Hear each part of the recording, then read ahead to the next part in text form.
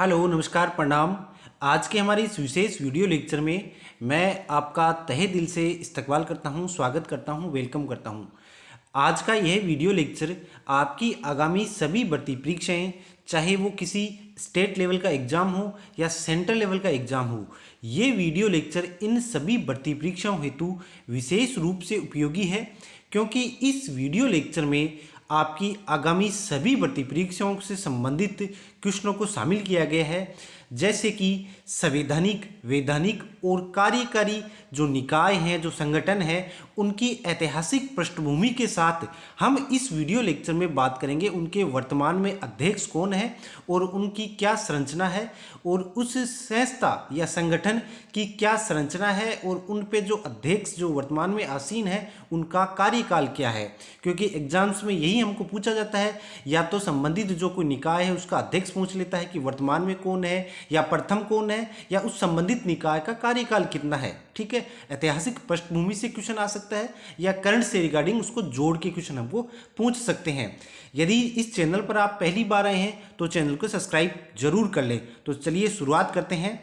हमारा टॉपिक का नाम है कौन कब कहाँ एक नज़र में, यानी संपूर्ण दृष्टिकोण को हम एक ही नज़र में जानने का प्रयास करेंगे। तो सबसे पहले हम पद्मश्री जो पुरस्कार है उनकी बात करते हैं 2025 में। तो राजस्थान के दृष्टिकोण की बात कर रहे हैं। तो राजस्थान से जो सम्मानित होने वाले व्यक्तित्व हैं उनमें है बेगम बेतुल। ठीक है, इनका संबंध जो है वो गायिका से आता है। आपको एग्जाम में या तो पर्टिकुलर उनका डिस्ट्रिक्ट पूछ लेते हैं कि भाई ये किस अंचल से बिलोंग करते हैं, या किस क्षेत्र से। किस क्षेत्र का मतलब ये हो गया कि इनको किस कला क्षेत्र में दिया गया है, या विज्ञान में है, साइंस में, इस रिगार्डिंग ये क्वेश्चन आपको पूछते हैं। तो पद्मश्री जो पुरस्कार है 2025 वो राजस्थान के दृष्टिकोण में बेगम बेतुल को दिया गया है। इनका संबंध जयपुर से है, गायिका में। दूसरा जो है सिनकाफ निजाम, इनको ये पद्मश्री पुरस्कार दिया गया है जो कि साहित्य के क्षेत्र में है। ये इनकी महत्वपूर्ण भूमिका रही है, और संबंध इन जो है इनका जोधपुर से आता है। अब मैं बात करता हूँ भारत में जो नागरिक पुरस्कार दिए जाते हैं ना, वो 4 प्रकार से दिए जाते हैं। ठीक है, पहला जो है वो पुरस्कार है भारत रत्न।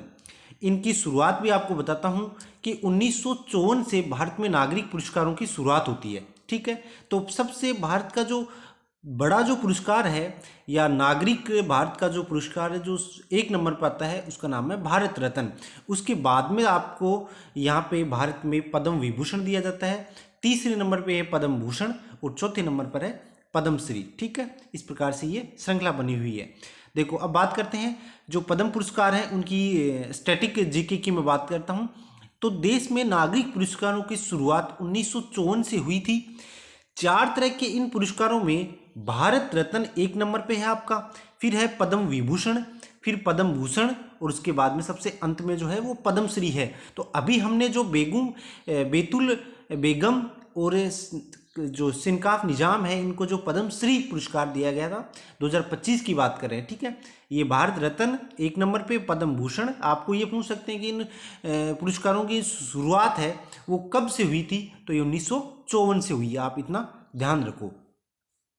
फिर बात करते हैं भारत रत्न देश का सर्वोच्च नागरिक पुरस्कार है, यानी भारत रत्न से बड़ा भारत में कोई पुरस्कार नहीं है, जो देश सेवा, खेल, विज्ञान, साहित्य, कला जैसी विधाओं में दिया जाता है।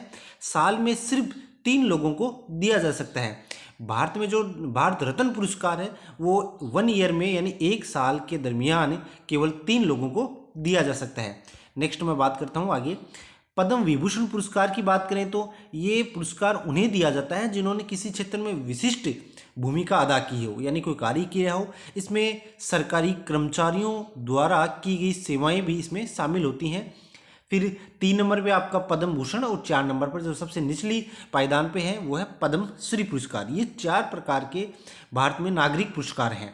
मैं बात करता हूँ पद्मश्री जो है बैजनाथ महाराज हैं, जिनका संबंध सीकर जिले से आता है। रेवासा में इनका धाम है, और आध्यात्मिक क्षेत्र से में इनको ये बैजनाथ महाराज जो हैं इनको ये पुरस्कार दिया गया है। उनका संबंध जो है सीकर से आता है। तो ये आप थोड़ा एक बार दिमाग में जरूर रखना है ना, क्योंकि आपकी चाहे वो स्टेट लेवल की एग्जाम हो या किसी भी सेंट्रल लेवल की एग्जाम हो, इस प्रकार से आपको क्वेश्चन पूछेंगे जो कि इस वीडियो लेक्चर में आपको सभी के सभी एज इट इज मिल जाएंगे।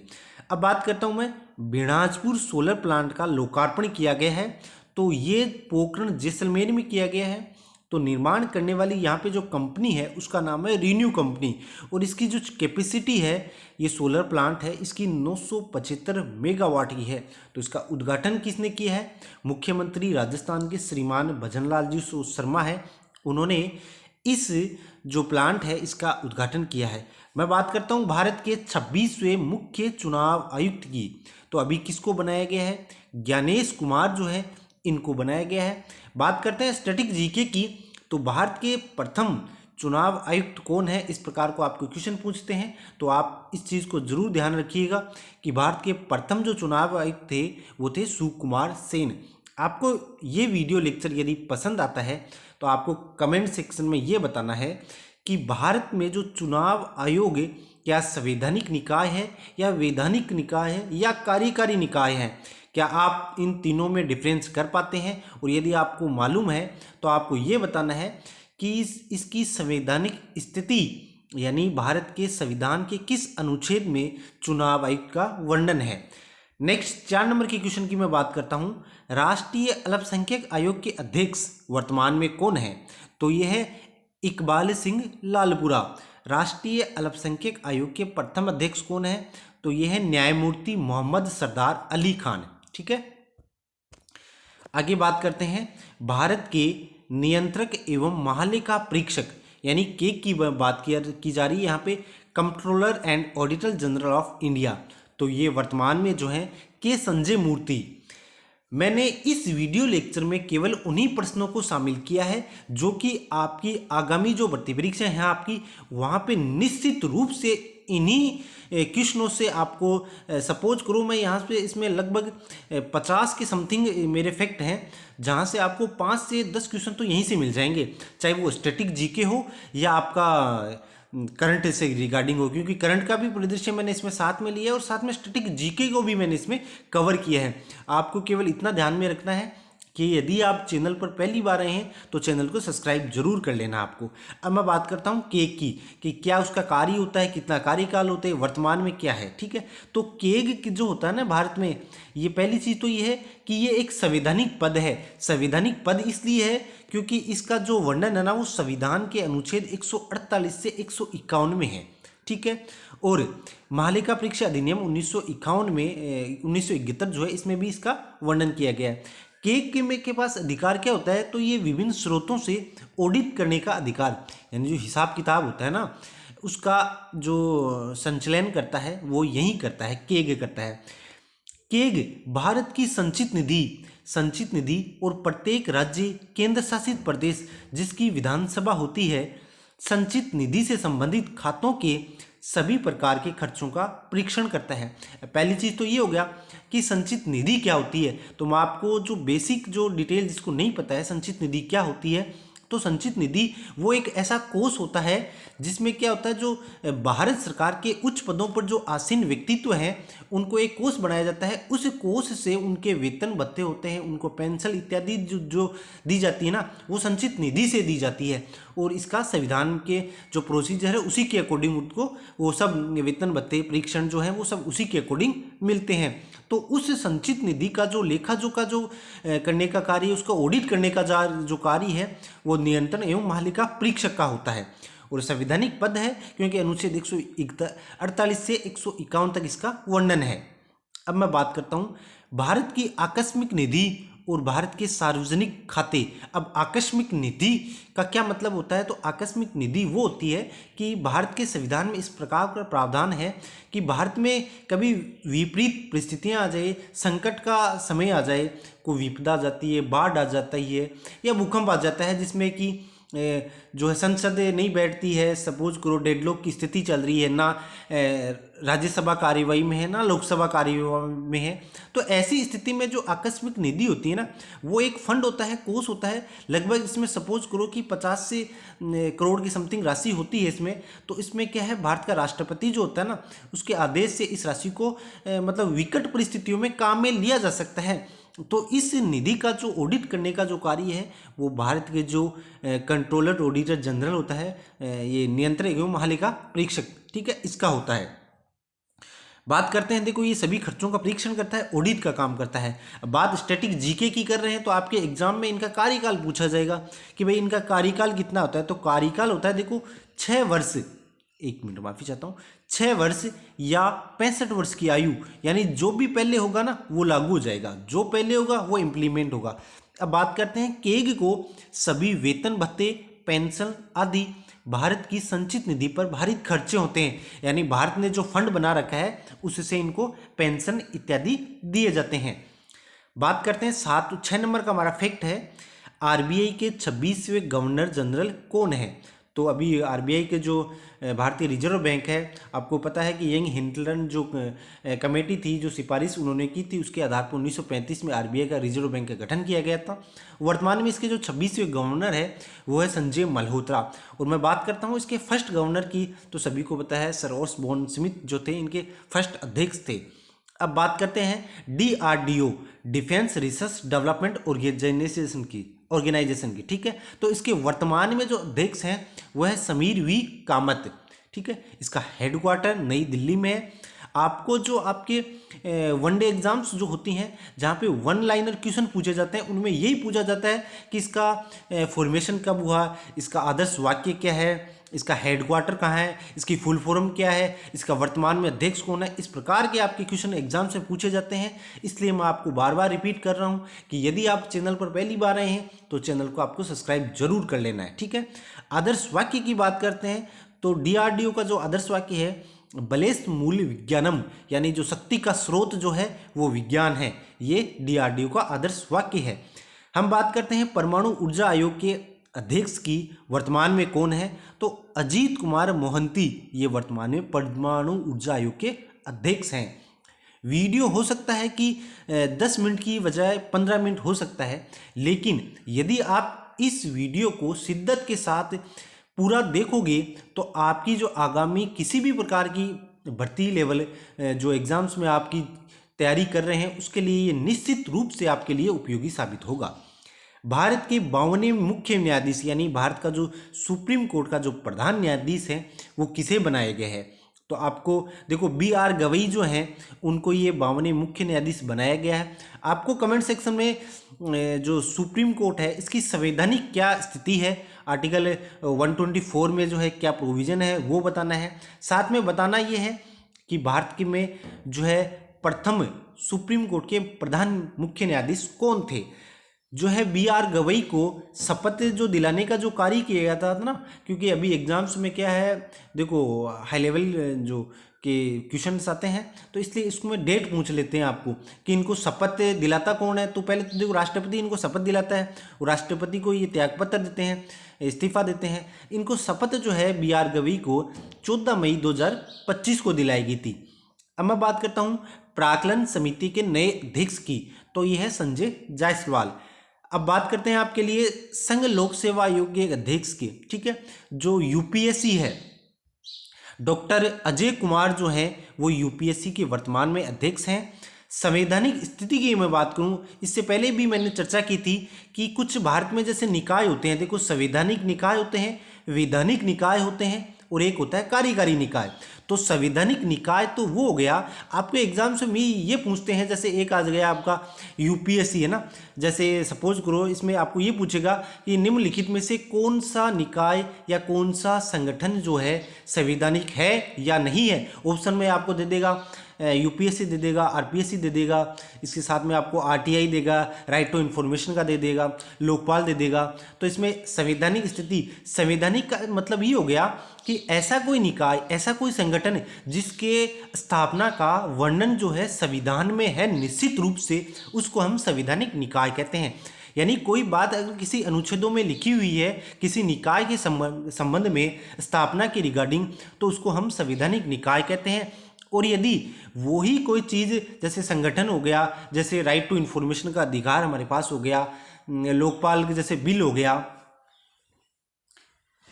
ये सभी चीज़ें जो हैं वो ऐसा समझो आप कि उनमें किसी संविधान में वर्णन नहीं है, जैसे राइट टू इन्फॉर्मेशन का कोई उसमें वर्णन नहीं है, तो उसको में भारत सरकार ने क्या किया है कि संसद में यानी लोकसभा राज्यसभा में संबंध जो भी कोई निकाय है उसके संबंध में कोई विधेयक लाया और लाने के बाद में उसको दोनों सदनों में पास करने के बाद राष्ट्रपति की मंजूरी मिल गई और वो फिर वैधानिक निकाय बन गया, जैसे लोकपाल बन गया।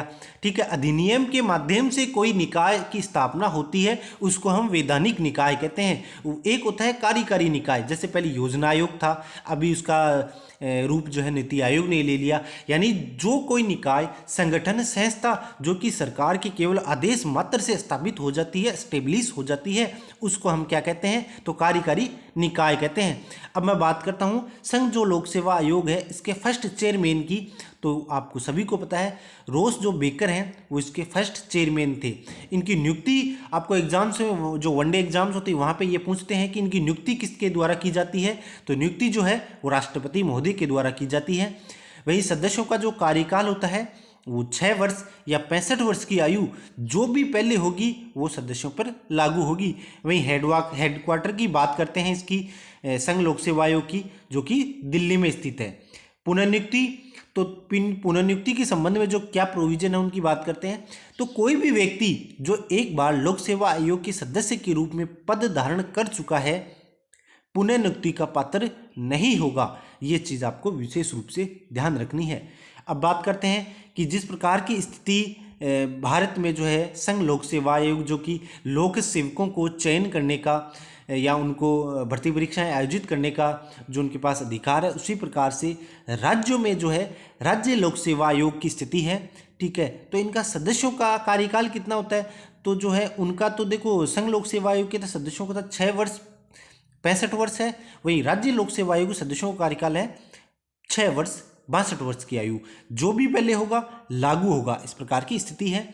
ठीक है, अब मैं बात करता हूँ भारत के 23वें विधि आयोग के अध्यक्ष कौन हैं। तो न्यायमूर्ति दिनेश जो माहेश्वरी हैं वो इनके अभी वर्तमान में अध्यक्ष हैं। आपको मैं फिर बता दूं बार बार कि इस चैनल पर यदि आप पहली बार आए हैं तो चैनल को सब्सक्राइब जरूर कर लें। यदि आप किसी भी एग्जाम की तैयारी कर रहे हैं तो तैयारी से पहले इस वीडियो लेक्चर को आप निश्चित रूप से एक बार देख कर जाएं।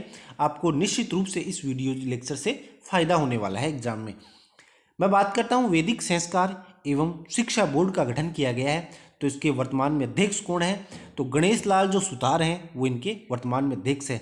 UIDAI जो आधार जो है ना अभी हमारे जो प्रोसीजर में है, जो आइडेंटिटी का जो प्रूफ है, उसके प्रमुख कार्यकारी अधिकारी कौन है, तो वो हैं आपके भुवनेश कुमार जो हैं वो इनके कार्यकारी अधिकारी हैं। 34वां जो सरस्वती सम्मान जो अभी दिया गया है वो किसे दिया गया है, तो साधु बृहदेश दास को ये पुरस्कार दिया गया है। और इनकी जो रचना है स्वामी नारायण सिद्धांत सुधा, इसके लिए ये पुरस्कार इनको दिया गया है। बात करते हैं नेशनल डेयरी डेवलपमेंट बोर्ड 2024 के भी रिपोर्ट आई है। तो एक सामान्य दृष्टिकोण के रूप में आपको देखो कि इसमें एग्जाम से क्वेश्चन आए तो ज़्यादा ठीक है, अगर नहीं भी आए तो आपको पता तो चले कि रिपोर्ट में क्या है। और अगर देखो कुछ चीज़ें ऐसी होती हैं कि ज़रूरी नहीं है कि वो फैक्ट आपको एग्जाम्स में टीचर पहले बताए, कुछ आपके इन्वायरमेंट के अकॉर्डिंग आपको अपने अभी तक जो सीखा है ना उसके अकॉर्डिंग कुछ क्वेश्चन आपको रिजोल्व हल करने होते हैं। तो इसी प्रकार का एक क्वेश्चन है, देखो प्रति व्यक्ति जो दूध खपत है ना, जो नेशनल डेयरी डेवलपमेंट बोर्ड की रिपोर्ट है उसका मैं निष्कर्ष बता रहा हूँ आपको। प्रति व्यक्ति दूध खपत में शीर्ष पर कौन सा राज्य है, तो राजस्थान है। कितना है, 459 ग्राम प्रति व्यक्ति ये प्रतिदिन हम लोग खपत करते हैं, इस चीज़ को आप ध्यान में रखो। देखो बात करते हैं भारत के पहले दलित मुख्य सूचना आयुक्त कौन है, तो हीरालाल जो सामरिया है ना ये पहले दलित मुख्य सूचना आयुक्त हैं। भारतीय कृषि अनुसंधान परिषद का महानिदेशक कौन है, तो यह है मांगीलाल जाट, इसको आप याद रखो। लोकपाल के रूप में अभी मैंने बात कर रहा था मैं कि कौन कौन से निकाय कितने प्रकार के होते हैं, संवैधानिक निकाय, वैधानिक निकाय और कार्यकारी निकाय। तो अब बात करते हैं वैधानिक निकाय की। तो लोकपाल जो है उसकी मैं बात करता हूँ, तो वर्तमान में इसके जो अध्यक्ष हैं वो अजय माणिक राव खान विलक्कर जो हैं वो इनके अध्यक्ष हैं। वहीं मैं बात करूँ कि लोकपाल के प्रथम अध्यक्ष कौन है, तो वो है पिनाकी चंद्र घोष। ठीक है, मैं इनके सदस्यों का कार्यकाल की बात करूं तो 5 वर्ष या 70 वर्ष की आयु जो भी पहले होगा वो आप पर लागू होगा। इस प्रकार का इनका कार्यकाल है। लोकपाल को न्यायपालिका के दायरे से बाहर रखा गया है। लोकपाल को न्यायपालिका से दायरा जो है उससे बाहर रखा गया माफ़ी चाहता हूँ। लोकपाल एक वैधानिक निकाय है, क्योंकि अभी मैंने आपको पहले ये चीज़ मैं बता चुका हूँ, ठीक है। नेक्स्ट मैं बात करता हूँ, लोकपाल की नियुक्ति जो है वो राष्ट्रपति के द्वारा एक 6 सदस्य की समिति होती है, उसके द्वारा की जाती है। उस समिति में आपके प्रधानमंत्री होते हैं, लोकसभा के अध्यक्ष होते हैं, राज्यसभा का उपसभापति होता है, ठीक है। संसद के दोनों सदनों में विपक्ष के नेता और केंद्रीय गृह मंत्री इसमें शामिल होते हैं, लोकपाल की नियुक्ति करते हैं उसमें। अब देखो इसमें 8 सदस्य होते हैं। तो इस वीडियो लेक्चर को मैंने शुरुआत करने से पहले ही आपको बताया था कि इस वीडियो लेक्चर में आपको क्या मिलेगा कि करंट जीके मिलेगा, करंट के साथ में आपको स्टैटिक जो जीके है ना वो मिलेगा। तो देखो लोकपाल के बारे में अब देखो 8 सदस्य होते हैं, इसमें देखो 50 सदस्य हैं वो SC से हैं, SC ST से हैं, अन्य पिछड़ा वर्ग और महिला श्रेणी से होनी चाहिए, और 50% सदस्य यानी 4 सदस्य होते हैं वो न्यायिक सदस्य होते हैं, ठीक है। लोकपाल के क्षेत्राधिकार की बात करें तो लोकपाल के पास प्रधानमंत्री, संसद सदस्य, समूह A, B, C और D के अधिकारी तथा केंद्र सरकार के अधिकारी शामिल हैं। यानी इन सभी के ये सभी लोकपाल के दायरे में आते हैं। लेकिन यहाँ पे एक चीज़ विशेष है कि प्रधानमंत्री कुछ विशेष अधिकार जो होते हैं या कुछ जो सीमित क्षेत्र होते हैं उन पे लोकपाल का कुछ मतलब वहाँ पे बेबस हो जाता है। तो आप जैसे विदेश संचार के कुछ हो गए या विदेश नीति से संबंधित कुछ चीज़ें हो गई जहाँ पे लोकपाल की जो शक्ति हैं वो सीमित हो जाती हैं। प्रधानमंत्री के संबंध में आपको ये थोड़ा ध्यान रखना है। प्रधानमंत्री के कुछ विषय लोकपाल के क्षेत्राधिकार में नहीं आते हैं। इसके पास CBI की जांच करने व इसको निर्देश देने का भी अधिकार होता है। तो आप देखो इसके पास फिर शक्ति तो है। अब बात करते हैं राष्ट्रीय मानवाधिकार आयोग के अध्यक्ष की, तो वो हैं V रामासुब्रमण्यम। तो इसकी स्थापना होती है 12 अक्टूबर राष्ट्रीय मानवाधिकार आयोग की 1993 को। इसके अध्यक्ष कौन है तो V रामासुब्रमण्यम। इसका अध्यक्ष भारत का मुख्य न्यायाधीश या सर्वोच्च न्यायालय का न्यायाधीश होता है। नियुक्ति जो है राष्ट्रपति महोदय के द्वारा की जाती है, और इसका जो कार्यकाल होता है राष्ट्रीय मानवाधिकार आयोग के सदस्यों का 3 वर्ष या 70 वर्ष की आयु होती है। इसके कार्यों की प्रकृति मुख्यतः अनुशंसात्मक होती है। इसका अर्थ ये हो गया कि देखो इसके पास किसी को दंड देने का अधिकार नहीं होता है। दूसरी चीज़, ये जो है मामला घटित होने के 1 वर्ष के भीतर मामलों की जांच करने का अधिकार रखता है। यानी आप राष्ट्रीय मानवाधिकार आयोग के पास 1 वर्ष से पुराने कोई विषय है उसको नहीं लेके जा सकते, ठीक है। इस चीज़ को आपको ध्यान रखना होगा। और कुछ शक्तियां देखो, सशस्त्र बलों द्वारा मानवाधिकारों के उल्लंघन यानी जो हमारी फौज होती है के उल्लंघन के मामलों में नेशनल ह्यूमन राइट्स कमीशन का हस्तक्षेप प्रतिबंधित है। यानी आप वहाँ पे नेशनल जो ह्यूमन राइट्स हैं इनका हवाला देकर उनको सशस्त्र बल है ना वहाँ पे उनकी शक्तियाँ सीमित रहती है। सैनिक कर्मियों से जुड़े मामले अक्सर इस आयोग के दायरे से बाहर होते हैं। मैं बात करता हूँ देखो अब आगे राष्ट्रीय बाल अधिकार संरक्षण आयोग के अध्यक्ष की, तो वो है 1 लाइनर क्वेश्चन है प्रियांक कानूंगो, ठीक है। राष्ट्रीय पिछड़ा वर्ग आयोग के अध्यक्ष कौन है तो हंसराज गंगाराम अहीर। राष्ट्रीय महिला आयोग के अध्यक्ष कौन है तो विजय किशोर रहाटकर। देखो एग्जाम से पहले आप इन 1 लाइनर क्वेश्चन को आप देख लोगे ना तो निश्चित रूप से आपको सफलता मिलने वाली है इसमें। राष्ट्रीय अनुसूचित जनजाति आयोग के अध्यक्ष तो अंतर सिंह आर्य। राष्ट्रीय अनुसूचित जाति आयोग के अध्यक्ष किशोर मकवाना। बात करते हैं अटॉर्नी जनरल की कि भारत में जो है 16वें महान्यायवादी, ठीक है, R वेंकट रमणी है। तो ये जो महान्यायवादी का जो पद है या अटॉर्नी जनरल का पद है, पहली चीज़ संवैधानिक पद है इसलिए है क्योंकि संविधान के अनुच्छेद 76 में इसका वर्णन है। देश का सर्वोच्च कानूनी अधिकारी होता है ये। नियुक्ति राष्ट्रपति महोदय करते हैं। कार्यकाल जो है इनका ये राष्ट्रपति के देखो प्रसाद पर्यंत तक कार्य करते हैं। और इसका जो कार्य होता है वो ये होता है कि राष्ट्रपति द्वारा भेजे गए कानूनी मामलों पर भारत सरकार को सलाह देना या भारत सरकार का प्रतिनिधित्व करना। यानी ये कानून का जो मतलब जानकार होता है और राष्ट्रपति इसको नियुक्ति करता है और भारत सरकार के जो मामले होते हैं उनको पैरवी करता है, उनको सलाह देता है। ठीक है, अनुच्छेद 143 में ये जो है भारत सरकार का प्रतिनिधित्व भी करता है ना। राष्ट्रपति की सर्वोच्च न्यायालय से परामर्श करने की शक्ति, यानी ऐसी स्थिति में अटॉर्नी जनरल यहाँ भारत सरकार का प्रतिनिधित्व करता है। सोलिसिटर जनरल, अब ये क्या होता है कि सोलिसिटर जनरल क्या होता है, तो अटॉर्नी जनरल होता है ना, उसका मतलब ये अधीनस्थ कर्मचारी होता है, उसी का सहायक रूप में कार्य करता है। तो ये जो है दूसरा जो विधि अधिकारी के रूप में इसको जाना जाता है। तो देखो, इसका सोलिसिटर जनरल है, इसका प्रमुख कार्य महान्यायवादी की सहायता करना होता है। यह भारत के अटॉर्नी जनरल के अधीन होता है। इससे देश का द्वितीय विधि अधिकारी रूप में जाना जाता है। यह एक वैधानिक पद है, जबकि अटॉर्नी जनरल संवैधानिक पद है, क्योंकि उसका वर्णन तो देखो संविधान के छिहत्तर में है।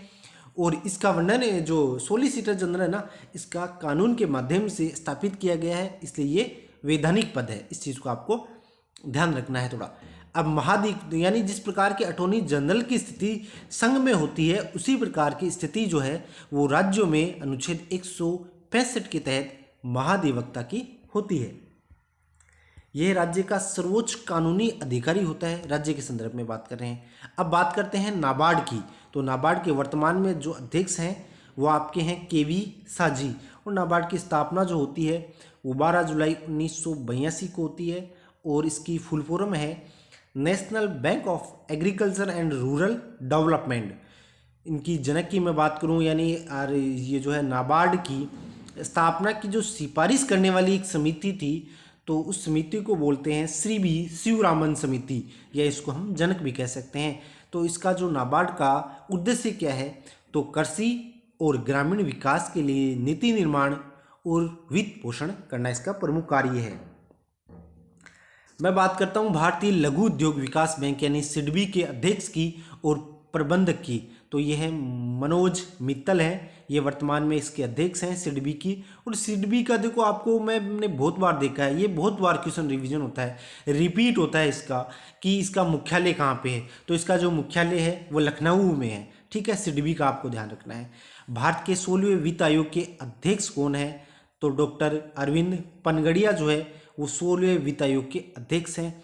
भारत के सोलिसिटर जनरल जो हैं वो तुषार मेहता हैं, जो कि आर वेंकटरमणी जो हैं उनके अधीन कार्य करते हैं, दूसरे विधि अधिकारी हैं भारत के। बॉर्डर रोड ऑर्गेनाइजेशन के महानिदेशक यानी BR जो ओ है उसका आपको निर्देशन, जो कि जो सीमावर्ती क्षेत्र होती है वहाँ पे सड़क निर्माण के जो कार्य करता है उसका आपको निदेशक पूछ रहे हैं, तो महानिदेशक तो ये है रघु श्रीनिवासन। ठीक है, बात करते हैं केंद्रीय सतर्कता आयोग के आयोग यानी CVC की, सेंट्रल विजिलेंस कमीशन की। तो ये वर्तमान में जो इसके आयुक्त हैं वो है AS राजीव, और इसकी जो सिफारिश थी स्थापना की वो के संथानम के द्वारा 1964 में की गई थी। इसका प्रमुख जो कार्य है वो भ्रष्टाचार निवारण पर केंद्र सरकार को सलाह और उसका मार्गदर्शन करना है। केंद्रीय सतर्कता आयोग अधिनियम 2003 द्वारा इसे सांविधिक दर्जा प्रदान किया गया है, यानी किसी अधिनियम के माध्यम से दिया गया है, इसलिए इसका संविधान में कोई प्रावधान नहीं है। और यदि प्रावधान नहीं है तो ये संवैधानिक निकाय नहीं है, और यदि संवैधानिक निकाय नहीं है तो ये वैधानिक निकाय है। इस चीज़ को आपको ध्यान रखना है। यह एक स्वतंत्र निकाय है जो केवल संसद के प्रति उत्तरदायी है। आयुक्तों के कार्यकाल की बात करें तो 4 वर्ष या 65 वर्ष की आयु जो भी पहले होगा वो लागू होगा। ठीक है, नीति आयोग की CEO की बात करें तो BVR सुब्रमण्यम, ये नीति आयोग के वर्तमान में CEO हैं। अब बात करते हैं भारतीय वाणिज्य एवं उद्योग महासंघ के नए महानिदेशक यानी फिक्की की, तो वो है आपके ज्योति विज। नेशनल देखो ग्रीन ट्रिब्यूनल के नए अध्यक्ष जस्टिस प्रकाश श्रीवास्तव हैं।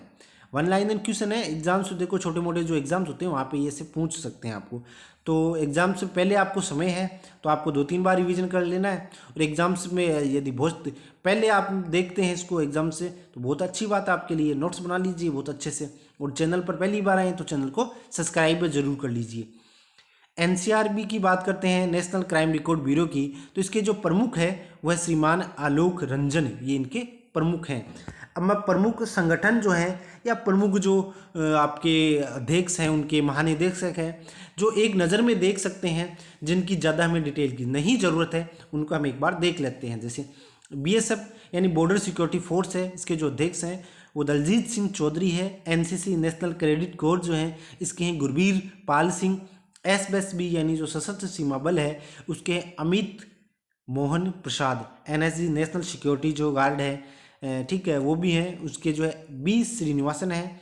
CRPF central reserve police force जो है वो है ज्ञानेंद्र प्रताप सिंह, इसके प्रमुख है। CDS चीफ डिफेंस जो स्टाफ हैं उसके हैं अनिल सिंह चौहान। और आर्मी चीफ सभी को पता है उपेंद्र द्विवेदी।